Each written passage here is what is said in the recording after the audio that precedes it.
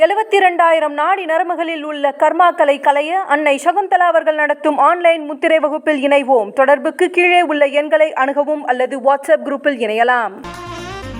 Media உங்கள் கனவா? படிக்கும் அனைவருக்கும் internship, placement assistance. Pandey school of journalism short term கோர்ஸில் உடனே சேர 7338824242.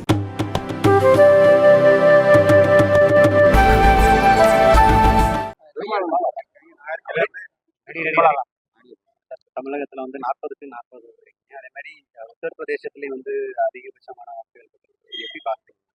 தமிழ்நாட்டில் கிடைத்த வெற்றிக்கு முதல் காரணம் இந்த தமிழ்நாட்டில் இந்தியா கூட்டணியின் தலைவர் திரு முதல்வர் மு க ஸ்டாலின் அவர்கள் தான்.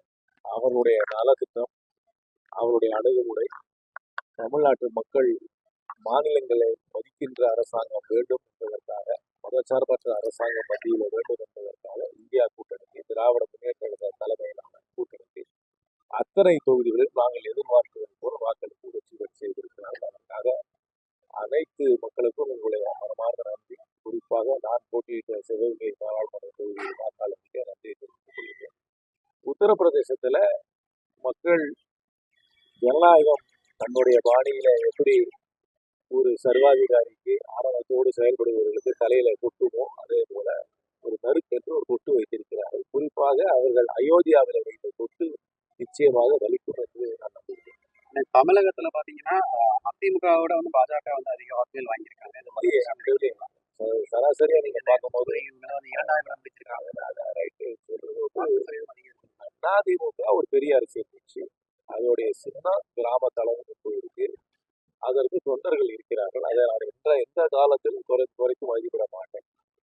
பாஜகவுக்கு கிடைத்த ஓட்டுகள் அவர்களுடைய ஓட்டுகள் என்று சொல்ல முடியாது. அவர்கள் சமுதாய ரீதியான அமைப்புகளோடு கூட்டணி வைத்திருக்கிறார்கள்.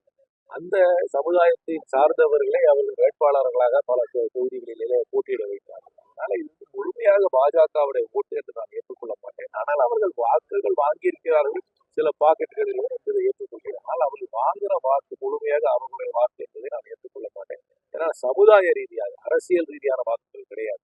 அந்த சமுதாயத்தை சாராதவர்கள், அந்த சமுதாயத்தை சாராத வேட்பாளரை அவர்கள் போட்டிருக்கிறார்கள் என்றால் அந்த வாக்கு இருக்குமா இல்லையா என்பது கேள்வி.